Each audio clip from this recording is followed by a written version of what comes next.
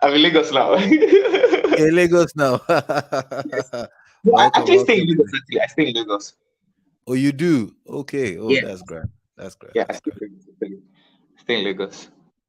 Awesome. Okay, so without wasting too much of your time, I think time has gone already. So we want us to streamline this so that it doesn't get too much, so people can go back to watch this. So first of all, I want to say thank you, Mr. Maker. I'm really grateful, really, really Thank you. grateful.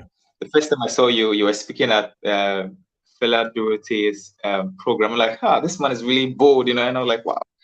And thank you so much. It's a privilege to really host you. It's a great privilege. So without wasting Thank too you. much time, we'll just invite you. So, Mr. Maker will be speaking on brand leadership. Thank you everyone for joining as well. So, yes, sir. Thank you. Thank you so much. Thank you for inviting me, and I'm happy to be here. All right. We can go. Okay, you're mute. I hope you're aware of that. Oh yes, yes, I'm aware. So I like when speakers are speaking. I just so I don't have to Okay, interrupt okay, them. all right, all right, all right. So yes, thank you so much for inviting me. And today I'll be speaking about brand leadership and the concept of that and how it influences you as a professional and as a business owner, irrespective of the hat you wear, irrespective of the place you find yourself, either you're a professional or you're a business owner. It's important that you know beyond your business, beyond your skill sets, you need to develop a personal brand. And I say it and I say it all the time. This is the era of influence. This is the era of personal branding. This is the time more than ever that human connection will be prioritized. And what do I mean? Now that we're of technology and artificial intelligence, you realize that you can do pretty much anything with artificial intelligence. Artificial intelligence can answer your calls, can respond to customers, can write emails for you, can create diagrams for you, can create images, hyper realistic images. However, artificial intelligence cannot take away your brand. It can't take away your emotion. It can't take away your feelings. It can't take away your personality. It can't take away your tone. It can't take away your perception and perspective to life. That is most important as a professional or as a business owner. So that is why now more than ever, it's for you, it's your responsibility to develop brand leadership. And what is brand leadership? What I'm talking about when it comes to brand leadership is, but let's rewind before we go into brand leadership. Let's look at what is a personal brand or what is a brand in the first place. A brand is an embodiment of a promise. Like Elder says that a brand is anything that can affect demand and supply. Charles Otudo says that a brand is a storehouse of trust, meaning that your brand is what people say about you. Your brand is the perception. It is not physical, it's an intangible perception. It is the space you occupy in the minds of people. It is what people think about you when they see you, or what they think about you when they hear you, or what they think about you when they come in contact with you. That is your brand. Now, it is your responsibility to develop a brand that influences your audience so much so that you get or you occupy a larger real estate in their minds. That is important because you and I know that the attention span of humans is reducing by the day. Some say it's even as little as that of a fish or a goldfish. Now, if that is true, which you and I know that is true because we spend a lot of time on our devices, it means that we have to put in the work to get the right brand perception. We have to put in the work to occupy more space in the minds of our audience.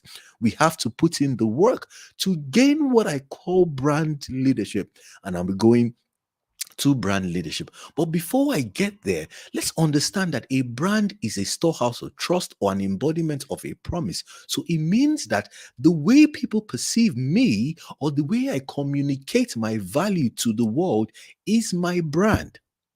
And like you and I know, what the world says, or Jeff Bezos puts it this way: he says, what people say about you when you're not in the room is your brand.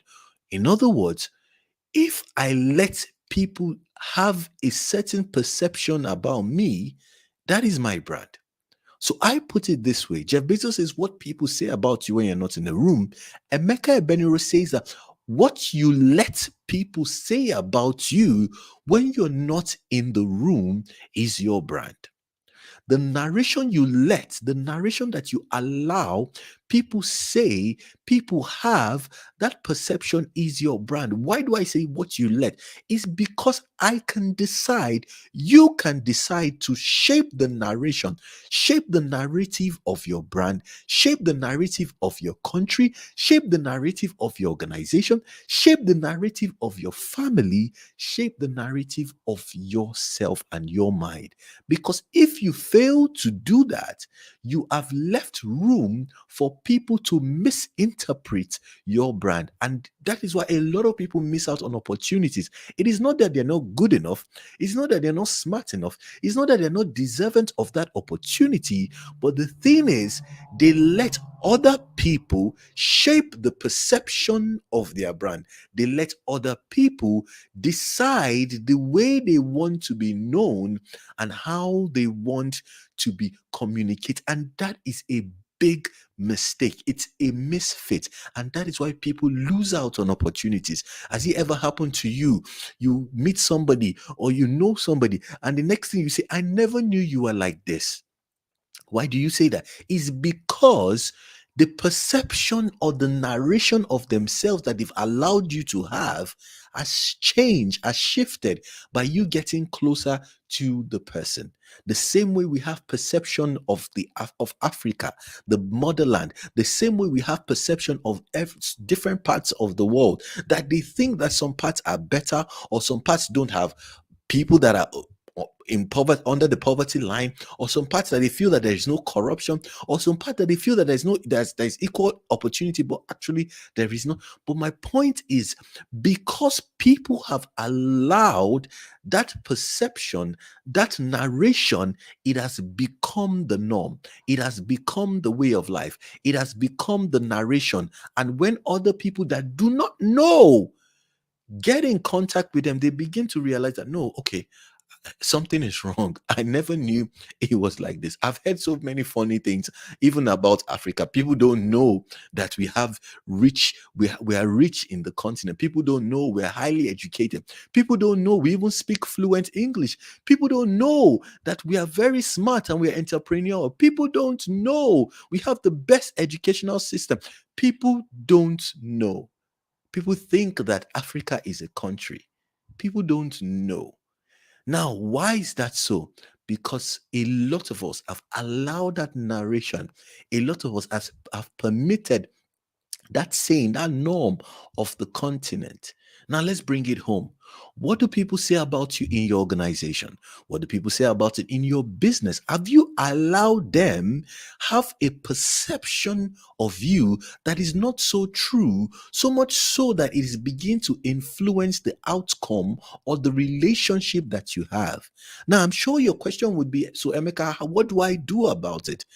That's a grand question. Now, what you need to do about it, since you know that your brand is what you allow people say about you, since you know that your brand is an embodiment of trust, since you know that your brand is an embodiment of a promise, and you are the promise, your skill set, what you bring to the world is this promise.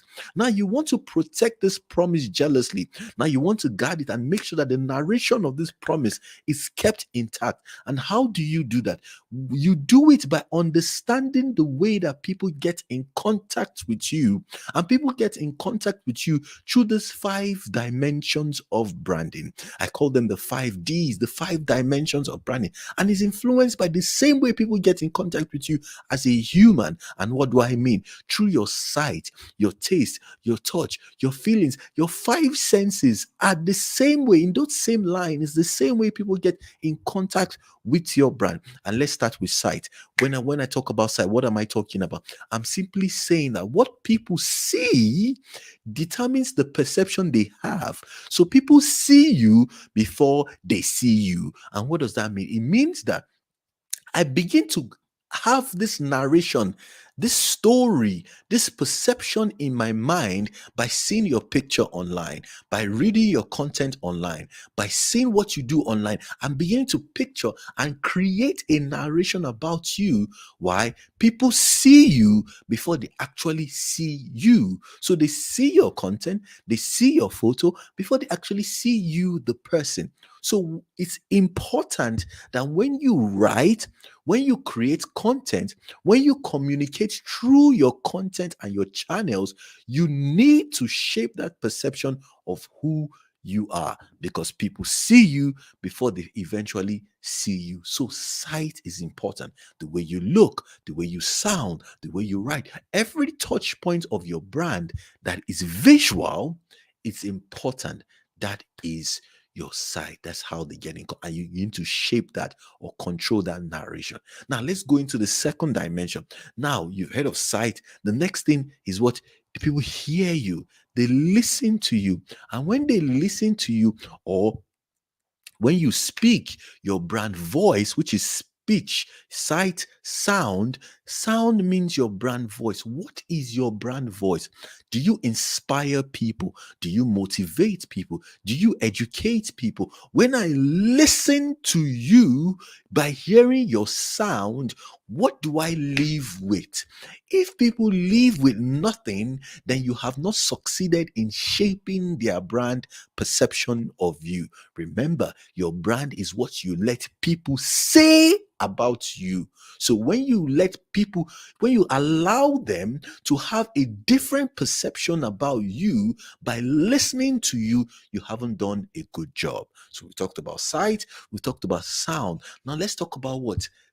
Touch. Now, when you talk about touch, we're talking about, they say the taste of the pudding is in the eating. So when I talk about touch, what do I feel? How do I feel your brand? What emotion do you evoke by coming in contact with your brand? That is why you realize that in so many parts of the world, not like where are we going for? Let's talk about music.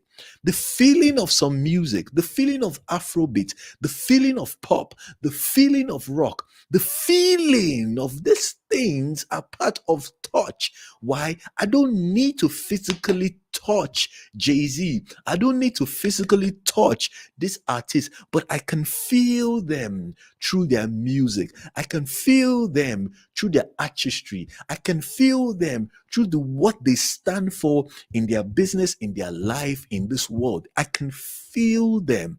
Are you making people, are you allowing people feel your brand by shaping that narrative to ensure that I want you to feel me in this certain way? And there are different ways that we can shape that, but time will not permit. But now you know that you need to have the right side and the right visuals, and having things like visual or imagery, having things that people can see and say, this is your brand. Maybe a hairstyle, maybe the way you look, maybe you see the glasses, maybe a certain color. There are things that you do that are subtle that would help that visual memory of you. You realize that people like Seth Godin has a particular color of glasses. You realize that people like Gary Vee have a particular type of hairstyle, or they wear a particular cap, or they do a certain things. You realize that people like Tony Robbins dress in a certain way, and people like Mark Zuckerberg wear a certain color all the time. Why? It's part of that visual representation, that visual narration, that visual perception of their brand. So now you know sight, now you know sound, now you know touch. Now let's go deeper into it. Taste. The people, when they say, like I said earlier, taste is the experience of your brand. Are people happy to do business with you? Are your colleagues happy that you're part of the team? Are customers vouching for you? Are they becoming raving fans and evangelists of your brand? That is what the feeling is. And that feeling is your personality. What's your brand personality? Do you encourage people? Are people happy to do things with you? That's part of the feeling, the taste, rather, the tasting, the experience. So your brand experience is part of tasting your brand. If I buy a Nike shoe, how do I feel when I use it? What's that feeling, that taste? Oh, yes, it as it passed the test, the brand test of yes, it leaves after its reputation. When I buy an iPhone, am I excited to use it? And even 2, 3 years down the line, if I decide not to change it or exchange or sell it or whatever it is, do I still feel that way?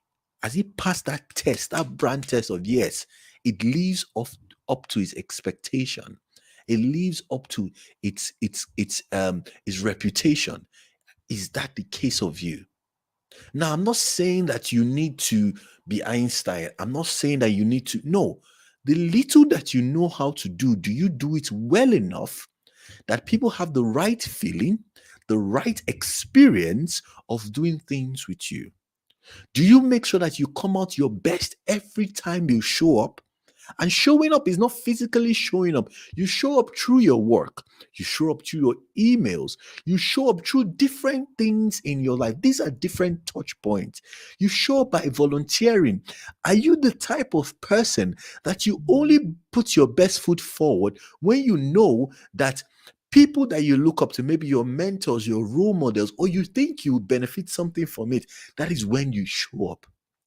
If that's the kind of brand you have, then trust me, your brand is not going to scale. Why? You never know when a brand will take off. Everybody knows that. You can do your research. People never truly know when a brand will take off. But what they know is in being consistent with their five senses, they will take off. They know that. So what do? They spend time in shaping that narration. They spend time in the experience. They spend time with all these things, the sight, the sound, and all these other elements. They spend time doing these things because they know that your brand is what you let, not just what people say, but what you let people say about you when you're not in the room is your brand. And for those of us that work in branding, you realize that that's why you have things like brand manuals.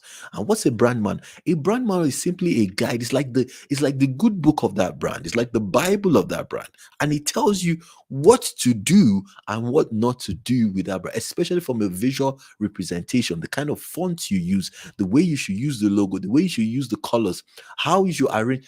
They give you the why. They do not want a misinterpretation of their brand. Now, this is important. Now, when you understand these five senses, that is how you move your brand towards leadership. So, leadership is what? Influence. Leadership is service. You gain influence by serving. So, you're serving your audience by being consistent with your brand, by shaping that narrative and hitting that promise. Remember, a brand is an embodiment of a promise. So, by delivering on my promise of being the best, putting in my best, doing all that I can to shape this and help people, then before you know it, I begin to gain the leadership position. So, brand leadership is understanding your brand, knowing you're a promise, and then pushing and delivering and positioning yourself for influence, delivering on that influence through results, because brands are built based on results. Brands are not built based on sentiment. Brands are not built based on hype. Brands are built based on results. Yes, you can be on the billboard today. You can get some form of PR tomorrow. But what makes and shapes a brand is results. So it's your responsibility as a business owner, it's your responsibility as a professional that you do what? You get results. Result is what will propel your brand and make you have the leadership position. So, in a nutshell, I know we don't have a lot of time. I had to put this all together. In a nutshell, brand leadership is you understanding yourself, understanding that you're a promise, delivering on your promise, showing that result, and pushing and positioning yourself as the key person in your industry when it comes to that particular sector, that particular delivery, that particular promise.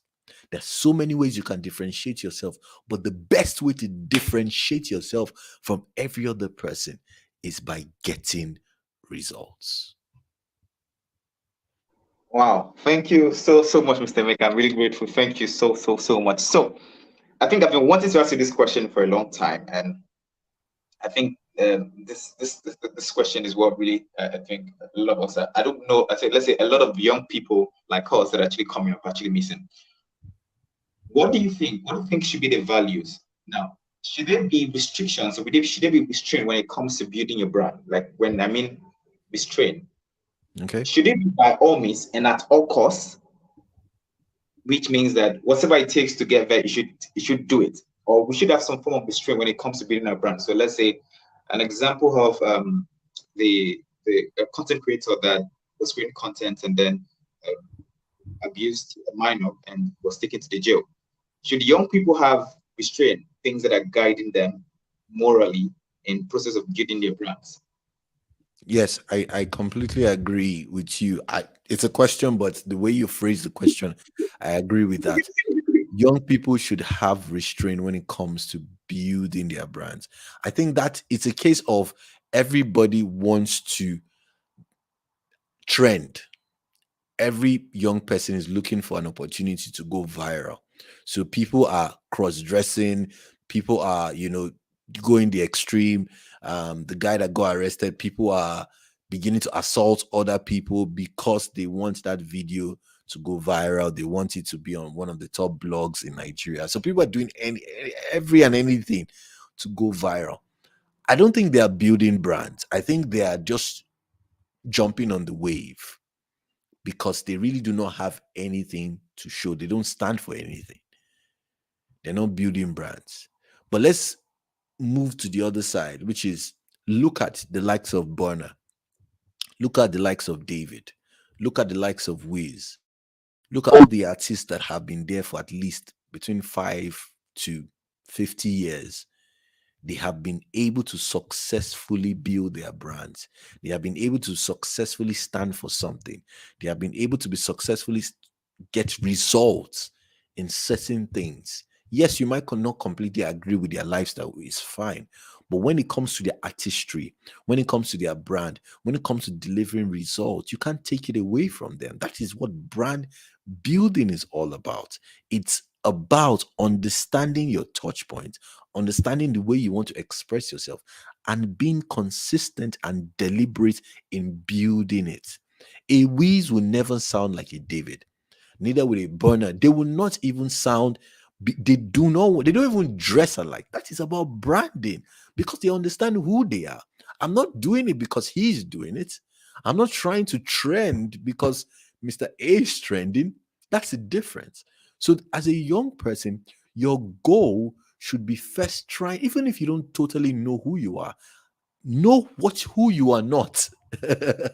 So if you don't know who you are not, and you are not everybody. Don't try to do everything. Don't try to be like everybody because you waste your time trying to be like everybody.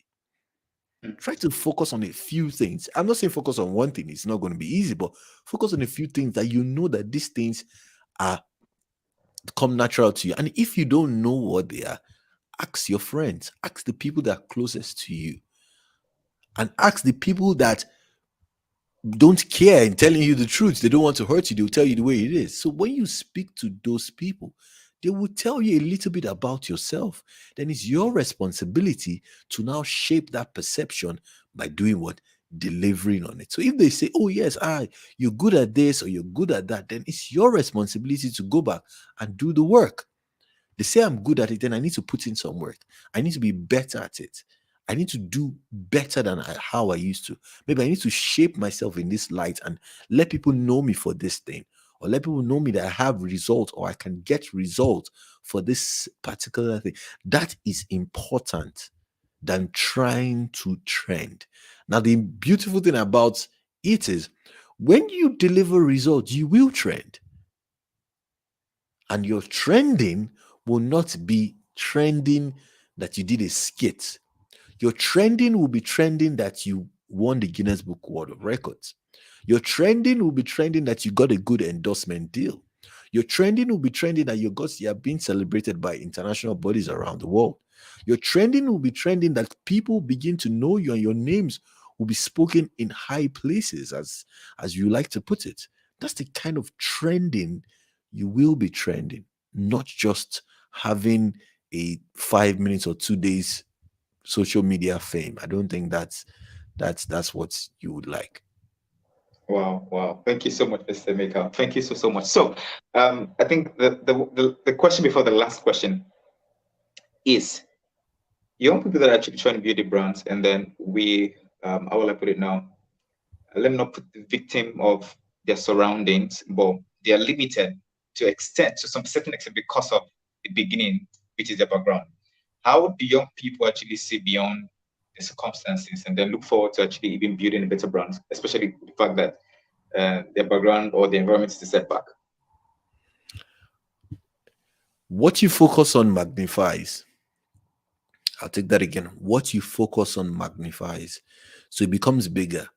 If you focus on your limitations, your environment, where you're coming from, the fact that you don't have this and you don't have that, that will be magnified in your life, and you wouldn't get results. But if you focus on the fact that, oh, there's an opportunity out there, I might not have all the resources to attain that opportunity, but there is an opportunity out there.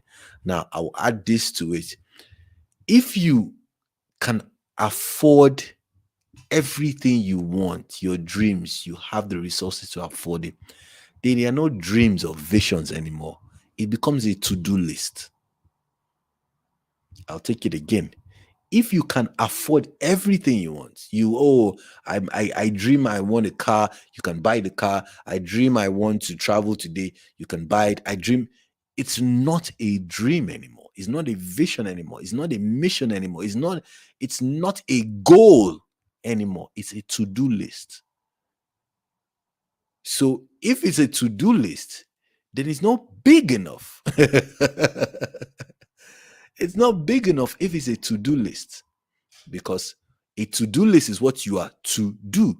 So it means that either whether you like it or not, you have to do it.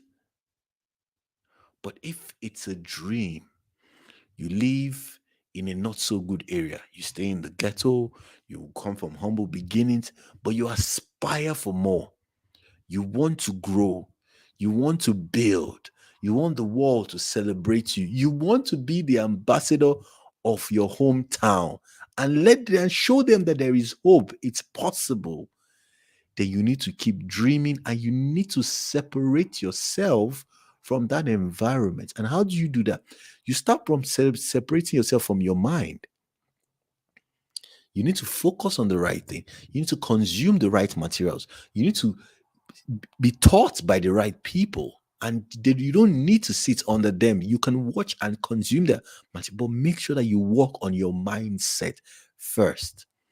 When you've done that, there's no ending, but you keep working on your mindset.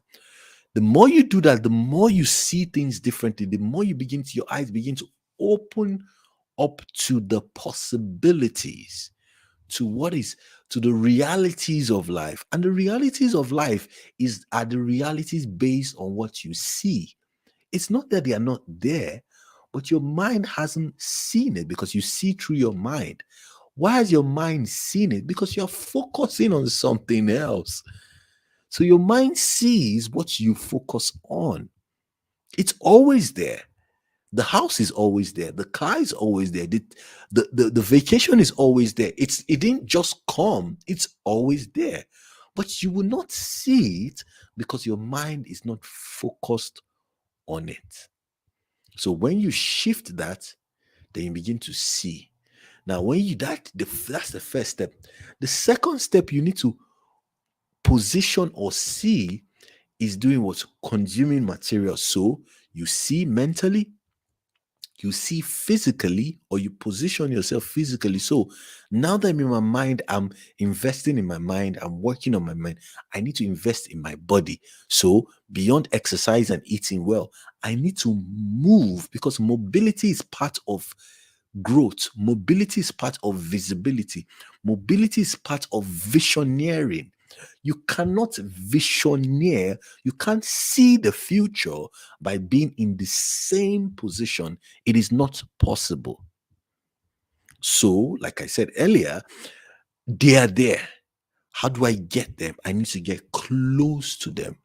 The more I begin to feel it, touch it, see it, speak it, the more the reality comes into my existence. Now, once you've done that, you've seen it in your mind, you've seen it physically, then the next thing is you need to see it. Will I call it mentally? Yes, you need to see it mentally, meaning you need to now live it. Yes, let me put it that way. You've seen it in your mind, you've seen it and felt it physically. You now need to live it. What does living it mean? It means that if I aspire to become the president, if I aspire to become somebody great, then I need to start behaving like that person, not just seeing it, not just being around them.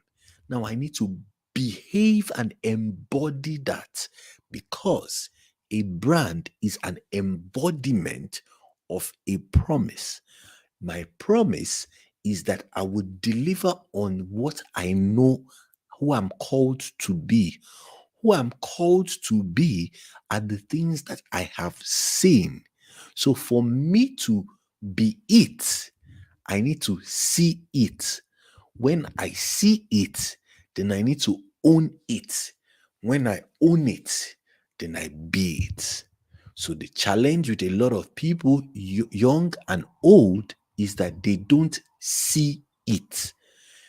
And when they don't see it, then they don't own it. Some people see it, but they don't own it. That's where procrastination, fear comes in. You don't own it. You don't accept that this is who I am. This is what I am meant to be. Now, when you've owned it, then you be it. You be it by doing it every day, showing up, creating content, writing, reading, speaking, teaching, singing. That is why the best of the best, they be it by training and training and training and training and living it even before they get rewarded for it. So that's different.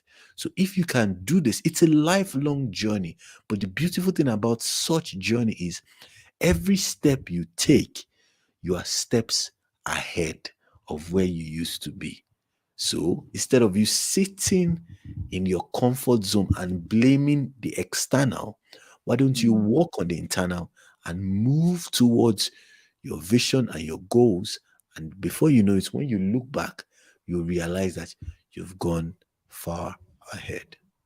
Wow. Wow. Thank you so much, Mr. Emeka. Thank you so much. I'm really grateful. Okay, so I think we have about a minute. And before we let you go, I want to ask you very okay, but I will ask because this question. What in summary, in few words, what advice would you want to give to young people? And what's that thing that you want young people should know that you probably would have wished you knew earlier? In few words. I would say try some more, or I'll rephrase it, fail some more. The more you fail, the more you learn. I wish I knew this earlier. I would have done more things earlier. I would have started a business, maybe registered a company and let it feel fine. I now know how to register a company. I now know how to run a business. I now know how to sort. So the earlier you start and you start failing, those are the best lessons you will learn.